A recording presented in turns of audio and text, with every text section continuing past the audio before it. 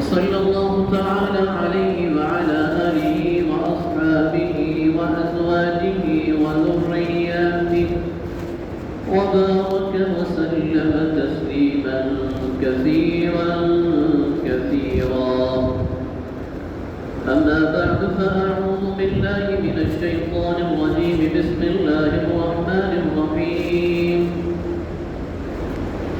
يا أيها الذين آمنوا اتقوا الله حق تقاته ولا تموتن إلا وأنتم مسلمون. عن عائشة رضي الله تعالى عنها قالت: سألت رسول الله صلى الله عليه وسلم: أي الأعمال أحب إلى الله؟ فقال عليه الصلاة والسلام: أحب الأعمال إلى الله أدومها قليل، أو كما قال عليه الصلاة والسلام. سامعین محترم، میرے دوستوں، بزرگوں، بھائیوں،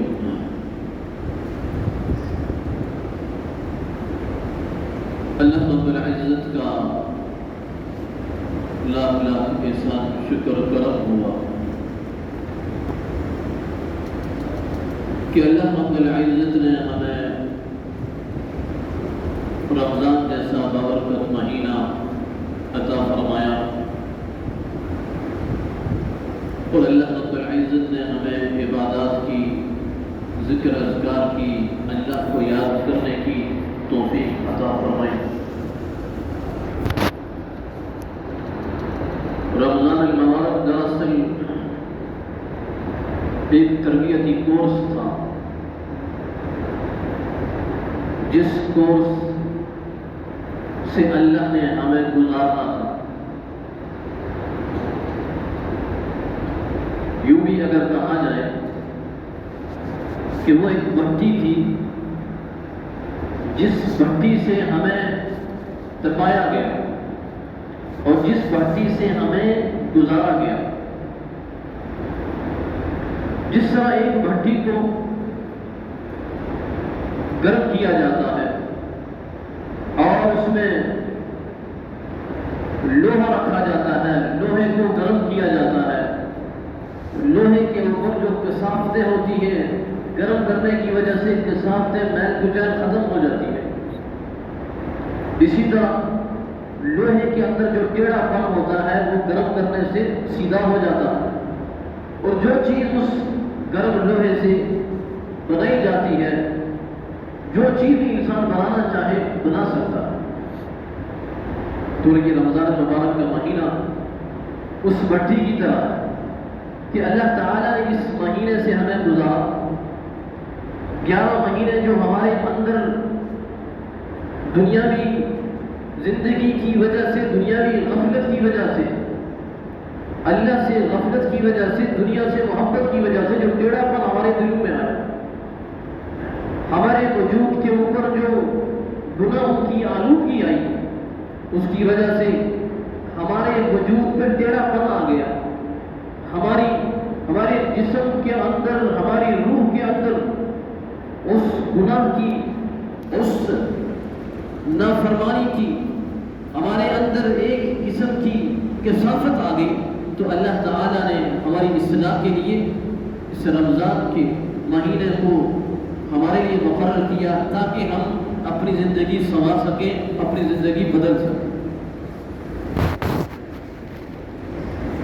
اور رمضان کے بعد جب عید کا دن ہوا، عید کے دن آپ نے حدیث سنی ہوگی، اللہ کے نبی صلی اللہ علیہ وسلم نے فرمایا کہ اللہ رب العزت عید کے دن اپنے فرشتوں سے فخر کرتے ہیں اور اعلان کرتے ہیں کہ جو بھی میرے بندے عید کی نماز پڑھ کر اپنے گھروں کو لوٹیں گے تو اللہ رب العزت صرف گناہوں کو معاف نہیں کریں گے بلکہ گناہوں کو نیکیوں میں تبدیل کر دیں گے۔ اتنا بڑا انعام رمضان کی وجہ سے ہم نے پایا، اتنا بڑا اکرام رب کی طرف سے ہم نے پایا، اتنا بڑا اللہ کی طرف سے ہمیں خصوصی نوازش سے، اتنا بڑا اللہ رب العزت نے ہمیں اپنے کرم سے نوازا، اس نعمت کا جتنا شکر ادا کریں اتنا کرو۔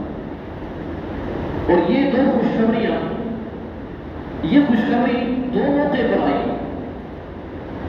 یہ خوشخبری کہ اللہ اعلان کرتے ہیں کہ جاؤ، اللہ نے تمہارے سب گناہوں کو معاف کر دیا۔ ایک حج کے موقع پہ جب انسان حج کر کے واپس لوٹتا ہے، اللہ کے نبی صلی اللہ علیہ وسلم نے فرمایا من حج ولم يرفث ولم يفسق رجع كيوم ولدت امه۔ جو شخص حج سے واپس لوٹتا ہے، حج کے دوران اس نے کوئی فسق و فجور نہیں کیا، کوئی معصیت کا گناہ کا کام نہیں کیا، جب واپس لوٹتا ہے ایسے لوٹتا ہے، گناہوں سے بخشش کروا کر ایسے لوٹتا ہے جیسے ابھی اس کی ماں نے اسے جانا۔ اور دوسرا موقع جب رمضان کے روزے رکھ کر عید کی نماز پڑھ کر جب انسان ایک مومن اپنے گھروں کو لوٹتا ہے تو ایسے ہی خوشخبری اللہ فرشتوں کے ذریعے سے اپنے بندوں کو دیتے ہیں کہ جاؤ، اللہ نے تمہارے سارے گناہوں کو معاف کر دیا۔ ایک طرف ہم اپنے آپ کو دیکھیں، اپنے اعمال کو دیکھیں تو ایک طرف مایوسی ہو جاتی ہے، کہاں ہم، کہاں رمضان کا تقاضا، کہاں رمضان کے روزے، کہاں اللہ کی عبادت، کہاں ہماری نمازیں، کہاں ہماری تلاوت۔ اس تلاوت کا حق کون ادا کر سکتا ہے؟ اللہ کی عبادت کا حق کون ادا کر سکتا ہے؟ اللہ نے جو ہمیں روزے دیے ان کا حق کون ادا کر سکتا ہے؟ لیکن دوسری طرف جب اللہ کی رحمت کو دیکھتے ہیں تو مایوسی ختم ہو جاتی ہے کہ جس رب نے اللہ نے ہمیں یہ توفیق دی ہے، تو ظاہر سی بات ہے توفیق دی ہے تو اللہ نے قبولیت کرنی تھی تب توفیق دی ہے۔ اللہ نے اگر قبولیت ہی نہ کرنی ہوتی تو توفیق ہی نہ دیتی۔ تو یہ اس نعمت پر ہم جتنا شکر ادا کریں اتنا کریں۔ اور انسان ناقص ہے، انسان کے اعمال بھی ناقص ہے، انسان خود ناقص ہے۔ اللہ کے نبی صلی اللہ علیہ وسلم جو رحمت للعالمین ہے، امام الانبیاء ہیں، اللہ کے نبی صلی اللہ علیہ وسلم پوری رات عبادت میں پڑے رہتے، عبادت میں مصروف رہتے، قیام میں کھڑے رہتے۔ اللہ کے نبی صلی اللہ علیہ وسلم اتنی لمبی عبادت کرتے، اتنا لمبا قیام کرتے، اتنا لمبا قیام کرتے اللہ کے نبی صلی اللہ علیہ وسلم کہ آپ کے پاؤں مبارک سوج جاتے اور پوری رات عبادت کر کے اللہ کے نبی دعا کیا کرتے تھے ما عبدنا حق عبادتی ما عرفنا حق معرفتی۔ اے اللہ جس طرح آپ کی عبادت کا حق ہے، اے اللہ اس طرح میں عبادت نہیں کر سکتا۔ کون کیا پیارے نبی فرما رہے ہیں پوری رات کھڑے ہیں، قیام میں ہیں، قیام کی وجہ سے پاؤں سوج رہے ہیں، پھر آخر میں اقرار کرتے ہیں ما عرفنا کا حق معرفتی۔ اللہ جس طرح معرفت کا حق تھا، اللہ جس طرح آپ کو پہچاننا چاہیے تھا، اللہ کے نبی فرما رہے ہیں کہ ہم آپ کو نہیں پہچان سکے۔ جب اللہ کے نبی صلی اللہ علیہ وسلم یہ فرما رہے ہیں تو میری اور آپ کی کیا حیثیت ہے؟ ہمارے اعمال کہاں، نبی صلی اللہ علیہ وسلم کے اعمال۔ تو یہ خاص اللہ رب العزت کی توفیق اور اس کی کرم نوازی ہے کہ اللہ رب العزت نے ہمیں یہ ببرکت مہینہ عطا کیا اور عبادت کی بھی توفیق بخشی۔ اس توفیق پر اللہ کا جتنا شکر ادا کریں اتنا کم ہے۔ اور اس دوران جو ہم سے غفلتیں ہوئی، جو کوتاہیاں ہوئی، اس دوران جو ہم سے عبادات میں لاپرواہی ہوئی، اس لاپرواہی پر استغفار کثرت سے کرنا چاہیے۔ اللہ کے نبی جب نماز سے فارغ ہوتے تھے تو استغفار کرتے تھے۔ استغفار کا مطلب یہ ہے، کیوں استغفار کرتے تھے کہ چونکہ عبادت، اے اللہ جس طرح آپ کی عبادت کا حق ہے اس طرح عبادت نہیں کر سکے، اس عبادت میں جو کوتاہی ہوئی ہو، اے اللہ ہم معافی مانگتے ہیں، ہم معذرت چاہتے ہیں، ہمیں معاف فرما۔ تو عبادت کی توفیق ملنے پر اللہ کا شکر اور کمی کوتاہی پر اللہ سے بخشش اور مغفرت طلب کرو۔ اللہ نبی صلی اللہ علیہ وسلم نے فرمایا اقرب ما یکون العبد من ربہ وهو ساجد، سب سے زیادہ قریب انسان رب کے اس وقت ہوتا ہے جب سجدے کی حالت میں ہوتا ہے۔ اور سورہ اقرا میں اللہ فرماتے ہیں سجدہ کرو اور رب کے قریب ہو جاؤ۔ اس سے پتہ چلتا ہے کہ سب سے زیادہ قریب انسان رب کے اس وقت ہوتا ہے جب سجدے کی حالت میں ہوتا ہے۔ اور سجدے کی حالت میں جب بندہ سبحان ربی الاعلیٰ کہتا ہے، اے اللہ تو ہی اعلیٰ ہے، تو ہی برتر ہے، تو ہی اعلیٰ اور افضل ہے، جب سجدے کی حالت میں انسان اپنا سر زمین پر رگڑتا ہے، اپنا سر زمین پر رکھتا ہے، زمین کے اوپر اپنا سر رکھتا ہے اور اللہ کی کبریائی کا اعلان کرتا ہے، اللہ کو یہ بندے کی ادا بڑی پسند، اللہ بڑے خوش ہوتے ہیں اور اللہ کا قرب حاصل کرنے کا سب سے بڑا مقام ہے، سب سے بڑا موقع ہے اور سب سے افضل جگہ کیا ہے کہ جب انسان رب کا قرب حاصل اس وقت ہوتا ہے کہ جب انسان سجدے کی حالت میں ہو۔ اور اس رمضان میں کتنے ہم نے قیام کیے، کتنے ہم نے رکوع کیے، کتنے سجدے کیے، کتنی عبادات کی۔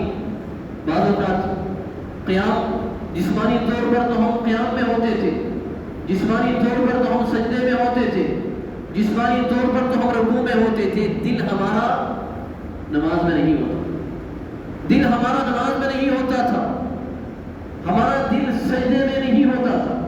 جب ہم سجدہ کرتے تھے دل ہمارا حاضر نہیں ہوتا تھا، غفلت کی وجہ سے، لاپرواہی کی وجہ سے انسان کہیں چلا جاتا ہے، بعض اوقات ہوتا تو نماز میں ہے لیکن کہیں مصروفیت ہو جاتی ہے دل اور دماغ۔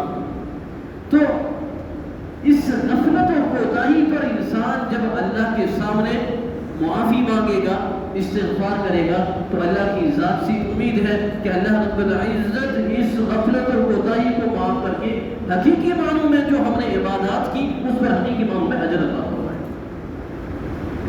تو سب سے پہلی چیز اللہ کا شکر، عبادات کی توفیق ملنے پر، اور دوسری چیز غفلت اور کوتاہی پر، لاپرواہی پر استغفار، اور تیسری چیز اللہ نے روزے کا مقصد فرمایا یا ایھا الذین آمنوا کتب علیکم الصیام کما کتب علی الذین من قبلکم لعلکم تتقون، تاکہ تم متقی ہو، تاکہ تم پرہیزگار ہو۔ اب ہم نے رمضان کے بعد ہم نے دیکھنا ہے کیا تقویٰ حاصل ہوا ہے یا نہیں۔ جس مقصد کے لیے اللہ نے روزے فرض کیے کیا وہ اس مقصد کو ہم حاصل کر پائے یا نہیں۔ تقویٰ پہلے بھی میں نے ذکر کیا، تقویٰ اللہ سے ڈرنے کو کہتے ہیں، اور تقویٰ کی اگر لمبی تعریف کی جائے تو مختصر تعریف یہ کہ گناہوں کی نفرت اور نیکیوں کی طرف رغبت کا پیدا ہونا، یہ تقویٰ۔ اب ہم نے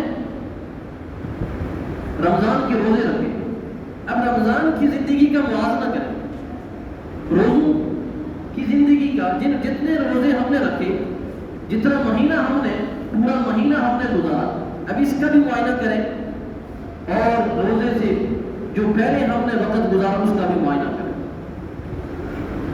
اگر دونوں زندگیوں میں، دونوں اوقات میں ہم نے اگر فرق محسوس کیا تو سمجھ لو کہ ہم نے تقوی کا کچھ حصہ حاصل کر لیا۔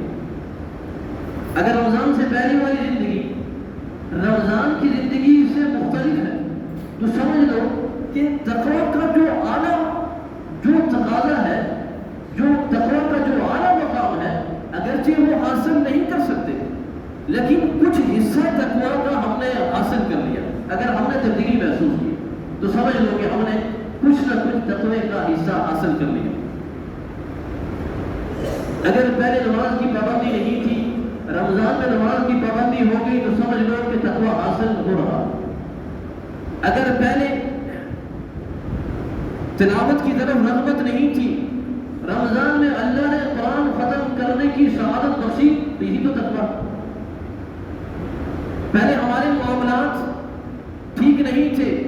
حلال حرام میں فرق نہیں تھا، رمضان کی برکت سے اللہ نے ہمیں حرام سے دور کر دیا، حلال کے قریب کر دیا، یہی تو تقویٰ۔ پہلے ہمارے دل میں اللہ کا خوف اور خشیت نہیں تھی، رمضان کے روزوں کی برکت سے، عبادات کی برکت سے اللہ نے ہمارے دل میں خوف اور خشیت پیدا کر دیا۔ پہلے دلوں میں سختی تھی، رمضان کی برکت سے اگر نرمی آ گئی، یہی تو تقویٰ۔ اب اس تقویٰ سے ہم نے رمضان کے بعد کام لینا، یہ نہیں کہ بس ہم نے رمضان کے مہینے میں عبادات کی اور گناہوں سے بچ کر زندگی گزاری، گناہوں سے بچ کر پورا مہینہ گزارا۔ اور ایسا نہیں ہونا چاہیے کہ بس جب عید کا چاند نظر آ گیا، عید کی نماز پڑھی تو فوراً ہم نے اپنی زندگی رمضان سے پہلے والی زندگی کی طرح کر دی، ایسا نہیں ہونا چاہیے۔ بلکہ جو تقویٰ ہم نے رمضان میں حاصل کیا ہے، اس تقویٰ سے ہم نے بعد والی زندگی میں اس تقویٰ سے ہم نے کام لیا۔ رمضان میں اگر ہم نے اپنی آنکھوں کو گناہوں سے بچایا ہے تو رمضان کے بعد بھی وہ روٹین برقرار رہنی چاہیے۔ اگر رمضان میں ہم نے اپنے آپ کو جھوٹ سے دور رکھا تو رمضان کے بعد والی زندگی بھی ہم اپنے آپ کو جھوٹ سے دور رکھیں۔ اگر رمضان میں اللہ نے تہجد کی توفیق دی، قرآن کی تلاوت کی توفیق دی، تو رمضان کے بعد والی زندگی میں بھی یہ معمولات ہونے چاہیے۔ اس طرح سے ہم کام لیں۔ اور سب سے بڑی چیز، اللہ کے نبی صلی اللہ علیہ وسلم کو جب وحی نازل ہوئی 21 پارے کی پہلی آیت، اتل ما اوحی الیک من الکتاب واقم الصلاۃ، اللہ نے 2 وظیفے دیے کہ 2 وظیفوں کو اپنی زندگی کا اور بچھونا بنا۔ سب سے پہلا وظیفہ اتل ما اوحی الیک من الکتاب، اس کتاب کی تلاوت کرو جو آپ کی طرف وحی کی جا رہی ہے۔ اس سے پتہ چلتا ہے تلاوت چاہے انسان سمجھ آ رہی ہو یا نہیں سمجھ آ رہی، تلاوت ہر صورت میں فائدے سے اجر سے خالی نہیں۔ سمجھ کے پڑھے اس کا اپنا اجر، اگر سمجھ نہیں آتی پھر بھی ہم قرآن کے ساتھ اپنا تعلق مضبوط رکھیں تو ہماری زندگی بڑی برکت ہے۔ اللہ فرماتا ہے اتلو ما اوحی الیک، تلاوت کرو اس کتاب کی جو آپ کی طرف نازل ہوئے۔ اگر رمضان میں اللہ نے تلاوت کی توفیق دی، رمضان کے بعد بھی اس تلاوت کو برقرار رکھیں۔ اگرچہ 2 صفحے قرآن کی کیوں نہ پڑھیں، اللہ کے نبی صلی اللہ علیہ وسلم فرماتے احب الاعمال الی اللہ ادومها وان قل، اللہ کے نزدیک سب سے محبوب عمل وہ ہے جو اگرچہ تھوڑا ہو لیکن مستقل مزاجی سے ہو، روزانہ کی بنیاد پر ہو، اگرچہ تھوڑا ہو۔ اس تلاوت سے کہ جو ایک دن ہم نے 5 بارے تلاوت کی ہے قرآن، 15 دن قرآن اٹھانے کی سعادت ملی ہی نہیں، 10 دن ہم نے قرآن کو ہاتھ تک نہیں لگایا، ان 5 باروں سے اللہ کے نزدیک وہ 2 صفحے قرآن کی تلاوت کرنا بہتر ہے جو روزانہ کی بنیاد پر ہو لیکن اگرچہ کم۔ اور رمضان میں جب قرآن ختم ہوتا ہے، جب آخری سورت 19ویں تراویح کی 19ویں رکعت میں سورہ ناس پڑھی جاتی ہے اور 20ویں رکعت میں الف لام میم کے پہلے 2-3 آیات اولئک هم المفلحون تک پڑھا جاتا ہے۔ اب چاہیے تو یہ تھا، اب دماغ میں اشکال آتا ہے، سوال آتا ہے کہ چاہیے تو یہ تھا کہ آخری جو سورت ہے، آخری سورت کو آخری رکعت میں پڑھتے، 20ویں رکعت میں پڑھتے، اب آخری سورت کو 19ویں رکعت میں پڑھتے ہیں اور 20ویں رکعت میں ہم الف لام میم سے شروع کرتے ہیں۔ دراصل نبی صلی اللہ علیہ وسلم کے حکم کی تکمیل ہے۔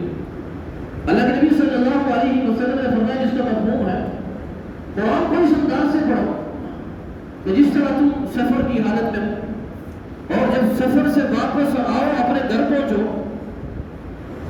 گھر کے اندر قدم رکھو اور آپ گھر سے ہی فوراً دوسرا سفر شروع کر دو۔ جو ہی گھر پہنچو سفر سے، جو ہی گھر پہنچو تو گھر سے ہی دوسرا سفر فوراً شروع کر دو۔ یہ اشارہ ہے اس بات پر کہ قرآن کو اس انداز سے پڑھو کہ جس مجلس میں قرآن ختم ہو فوراً دوسرا قرآن شروع کر دو.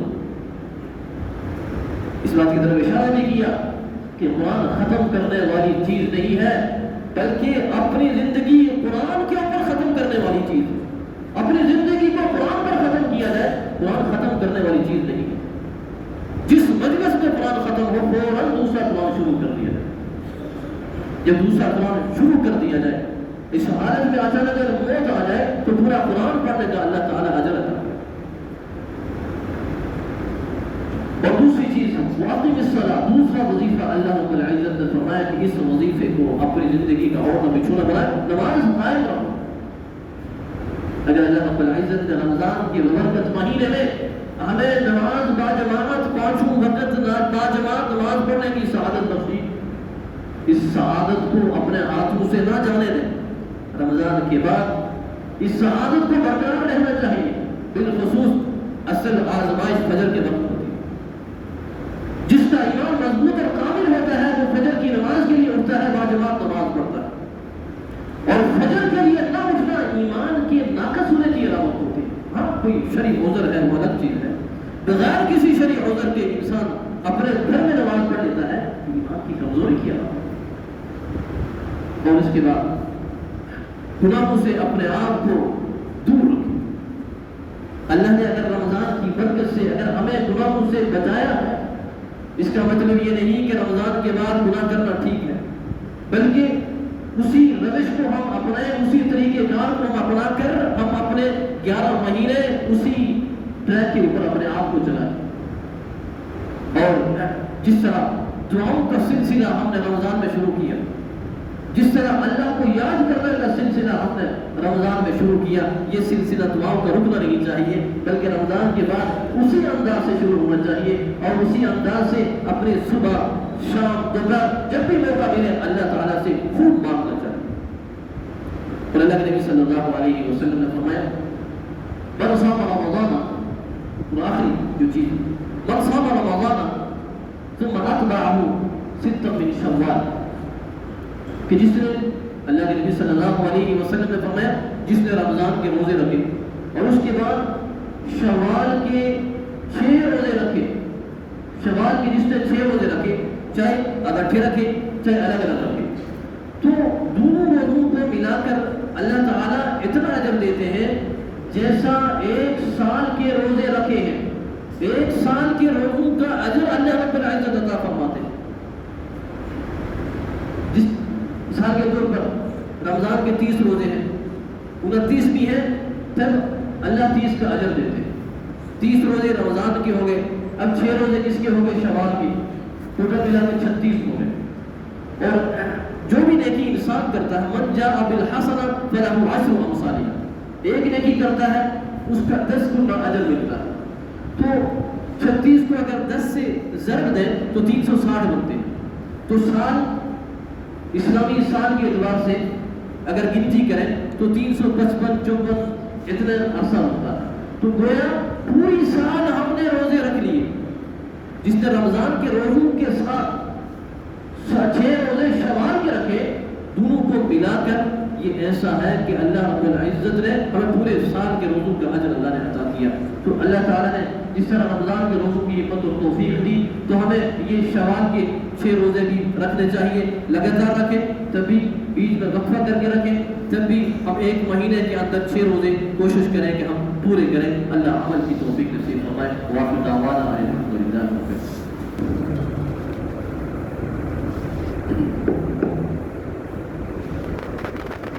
اللہ اکبر اللہ اکبر اللہ اکبر اللہ اکبر اشہد ان لا الہ الا اللہ اشہد ان لا الہ الا اللہ اشہد ان محمد رسول اللہ اشہد ان محمد رسول اللہ حي على الصلاة حي على الصلاة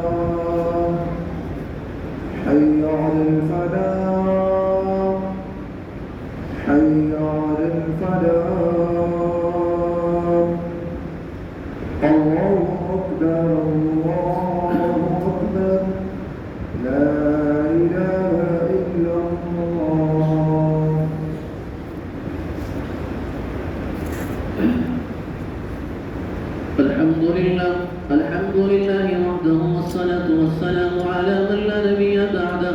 أما بعد فيا أيها الناس وحدوا الله فإن التوحيد رأس التعال، واتقوا الله فإن التقوى ملاك الحسنات، وعليكم بالسنة فإن السنة تهدي إلى الإطاعة، ومن أطاع الله ورسوله فقد رشد واهتدى. وإياكم البدعة فإن البدعة تهدي إلى المعصية، ومن يعص الله ورسوله فقد ضل وغوى. وعليكم بالصدق فإن الصدق يهدي والكذب يهلك. وعليكم بالإحسان فإن الله يحب المحسنين. ولا تقنطوا من رحمة الله فإنه أرحم الراحمين. ولا تحبوا الدنيا فتكونوا من الخاسرين. ألا وإن نفسا لن تموت حتى تستكمل رزقها، فاتقوا الله وأجملوا في الطلب وتوكلوا عليه، إن الله يحب المتوكلين. فادعوه فإن ربكم مجيب الداعين، واستغفروه يمددكم بأموال وبنين. أعوذ بالله من الشيطان الرجيم. وقال ربكم ادعوني أستجب لكم إن الذين يستكبرون عن عبادتي سيدخلون جهنم داخلين. بارك الله لنا ولكم في القرآن العظيم، ونفعنا وإياكم بالآيات والذكر الحكيم. أستغفر الله لي ولكم ولسائر المسلمين فاستغفروه إنه هو الغفور الرحيم.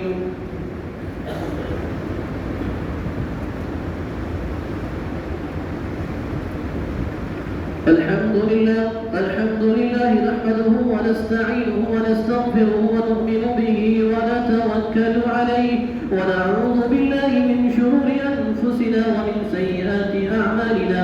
من يهده الله فلا مضل له ومن يضلله فلا هادي له. ونشهد أن لا إله إلا الله وحده لا شريك له، ونشهد أن محمدا عبده ورسوله. أما بعد فأعوذ بالله من الشيطان الرجيم. بسم الله الرحمن الرحيم. إن الله وملائكته يصلون على النبي يا أيها الذين آمنوا صلوا عليه وسلموا تسليما. اللهم صل على سيدنا محمد وعلى آل سيدنا محمد وبارك وسلم عليه. قال النبي صلى الله عليه وسلم: أرحم أمتي بأمتي أبو بكر، وأشدهم في أمر الله عمر، وأصدقهم حياء عثمان، وأقضاهم علي، وفاطمة سيدة نساء أهل الجنة، والحسن عبد الحسين سيدا شباب أهل الجنة، وحمزة أسد الله وأسد رسوله. اللهم اغفر للعباس مغفرة ظاهرة وباطنة لا تغادر ذنبا. الله في أصحابي لا تتخذوهم من بعدي غرضا، فمن أحبهم فبحبي أحبهم، ومن أبغضهم فببغضي أبغضهم. وخير أمتي قرني، ثم الذين يلونهم ثم الذين يلونهم. إن الله يأمر بالعدل والإحسان وإيتاء ذي القربى وينهى عن الفحشاء والمنكر والبغي يعظكم لعلكم تذكرون. اذكروا الله يذكركم، ولذكر الله تعالى أعلى وأولى وأجل وأتم وأعظم وأكبر، والله يعلم ما تصنعون. صفحة دوستوں ہمارے اپنے موبائل فون بند کر لیں، آگے صفحے مکمل کریں، صفحوں کے بیچ اختلاف نہ جانا کریں. آگے تشریف میں اگلی صف پہلے مکمل کریں.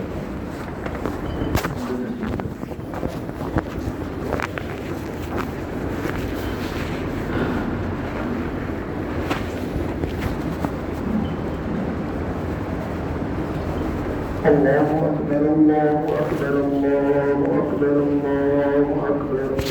أشهد أن لا إله إلا الله، أشهد أن لا إله إلا الله، أشهد أن محمدا رسول الله، أشهد أن محمدا رسول الله. حي على الصلاة، حي على الصلاة، حي على الفلاح، حي على الفلاح.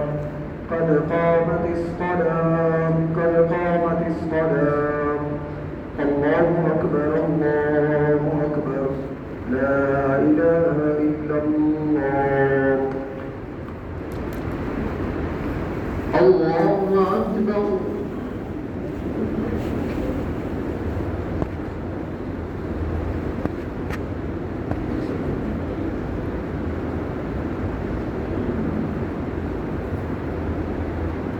الحمد لله رب العالمين الرحمن الرحيم مالك يوم الدين إياك نعبد وإياك نستعين اهدنا الصراط المستقيم صراط الذين أنعمت عليهم غير المغضوب عليهم ولا الضالين.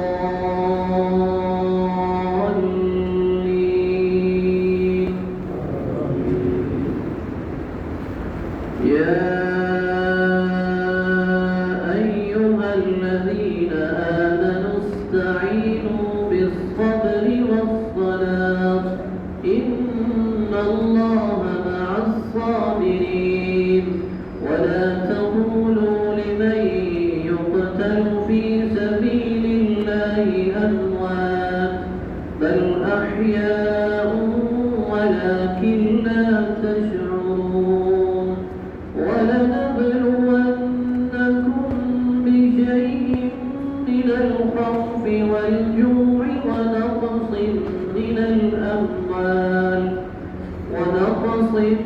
الأموال والأنفس والثمرات وبشر الصابرين الذين إذا أصابتهم مصيبة قالوا إنا لله وإنا إليه راجعون أولئك عليهم صلوات من ربهم ورحمة وأولئك هم المهتدون. الله أكبر.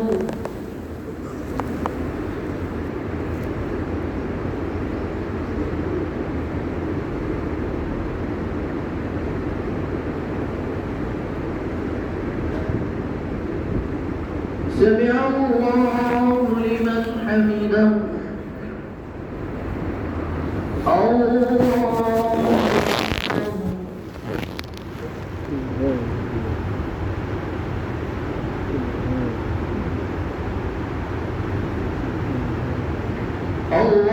أكبر. الله أكبر.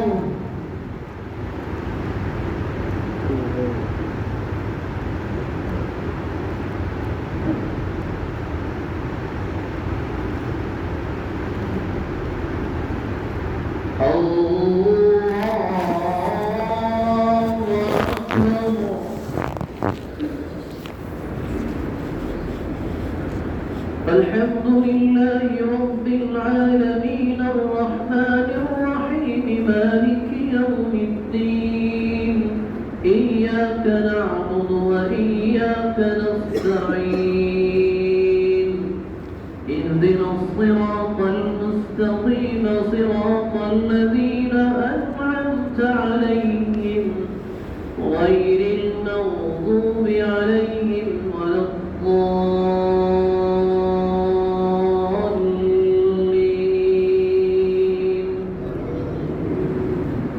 إن الصفا والمروة من شعائر الله فمن حج البيت أو اعتمر فلا جناح عليه أن يطوف بهما ومن تطوع خيرا فإن الله شاكر عليم. الله أكبر.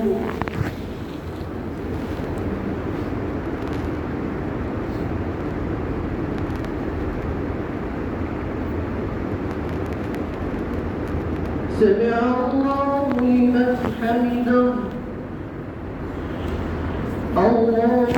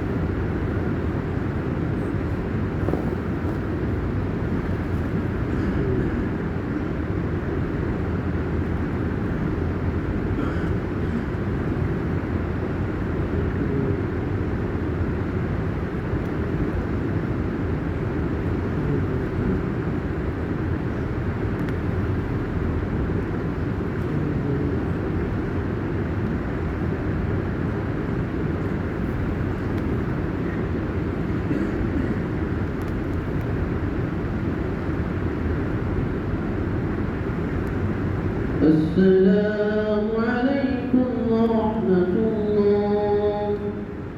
السلام عليكم ورحمة الله.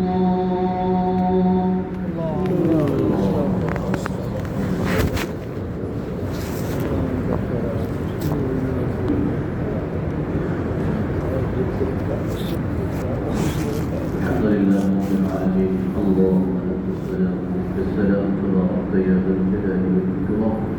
اللهم أعنا على ذكرك وشكرك وحسن عبادتك. اللهم انفنا بحلالك عن حرامك وعافنا من شرك عن يا أرحم الراحمين يا ذا الجلال والإكرام. ثبت من صغير كبيرا نوم عظما. یا اللہ ہماری تمام عبادات قبول فرما. رمضان میں اللہ جو عبادات کی توفیق ملی ہے اللہ تیرے کرم سے تیرے فضل سے ملی. یا اللہ جب توفیق ملی ہے کہ اللہ قبول بھی فرما دیجیے. اللہ ہر عمل اللہ قبول کر دیجیے. یا اللہ اپنی رحمت سے اپنے کرم سے یا اللہ ہمیں مالا مال فرما دیجیے. اپنی رحمت سے محروم نہ کرنا. یا اللہ ہم سب کی زندگیوں میں برکتیں خیر عطا فرما. یا اللہ رمضان کے بعد والی زندگی بھی ایسے ہی گزارنے کی توفیق نصیب فرما.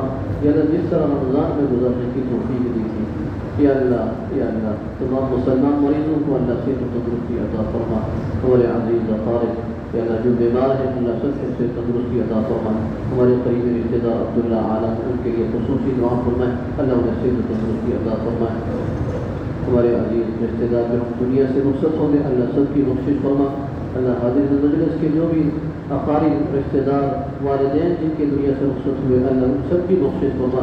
سب کی قبروں پر اللہ رحمتوں کا نزول فرما. کہ اللہ ہم سب کو صراط مستقیم پر چلنے والا بنا. اللہ ہم سب کو ایمان پر استقامت عطا فرما. ثابت قدمی عطا فرما. اللہ ایمان پر خاتمہ نصیب فرما. یا اللہ غزہ کے ہمارے مظلومین کی مدد فرما. یا اللہ سخت مشکل میں ہیں اللہ سخت آزمائش میں ہیں. یا اللہ بچے بھی بوڑھے بھی جوان بھی یا اللہ مجاہدین بھی اللہ ان کو استقامت عطا فرما. اللہ انہیں ثابت قدمی عطا فرما. اللہ یہود و نصارہ اللہ جو بھی اللہ ان کے پیچھے یا اللہ جتنی بھی کفری طاقتیں اللہ ظلم کے پہاڑ توڑ رہی اللہ سب کو ان کے مقدر میں ہدایت نہیں اللہ نیز کو نابود فرما. اللہ امت مسلمہ کے اندر اتفاق اتحاد نصیب فرما.